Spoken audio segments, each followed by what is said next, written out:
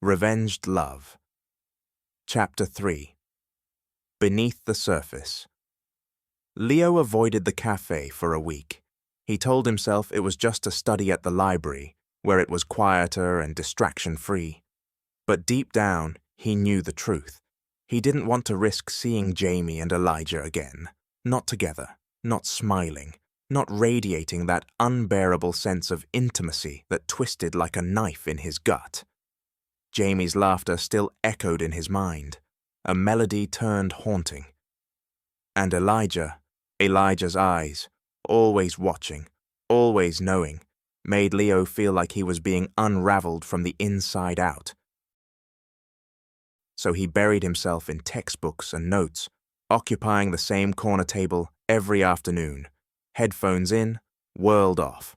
It worked, mostly, until fate, with its cruel flair for irony, found a way to drag him back into the very thing he was trying to escape. The announcement came during comparative literature class, a new group assignment meant to span the next 3 weeks. The professor, a well-meaning but oblivious woman with a love for spontaneous intellectual chemistry, insisted on randomized pairs.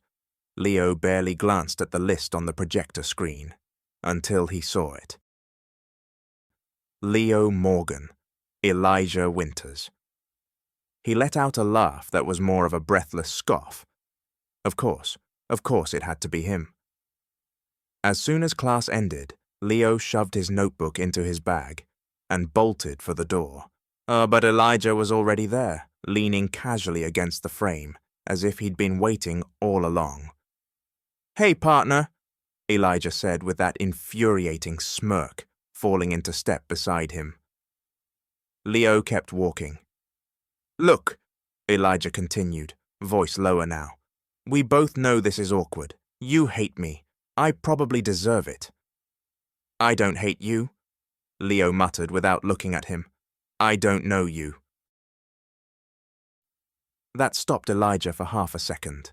The usual playfulness slipped from his expression.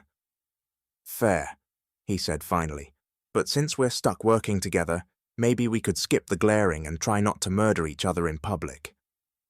Leo stopped, turned to face him fully. "Fine, but don't play games with me. I'm not in the mood."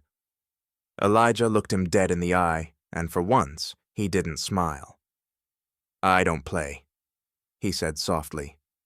"Not with people like you." There was something in his voice, a crack in the armor. It wasn't a flirtation or a line, it was real, and that made it worse. They met that Friday in the university library. Neutral ground.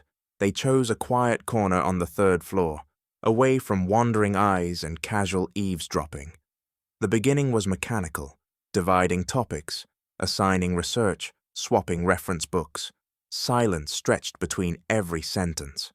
But slowly, like paint seeping through canvas, something shifted.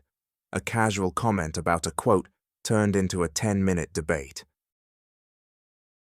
That debate sparked a laugh, Leo's first in days.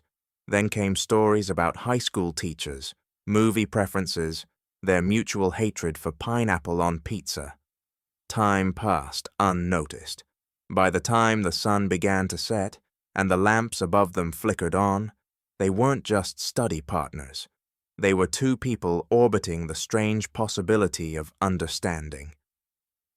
Leo found himself watching Elijah's hands as he talked, strong, expressive, animated. And once, when Elijah caught Leo staring, he didn't tease him.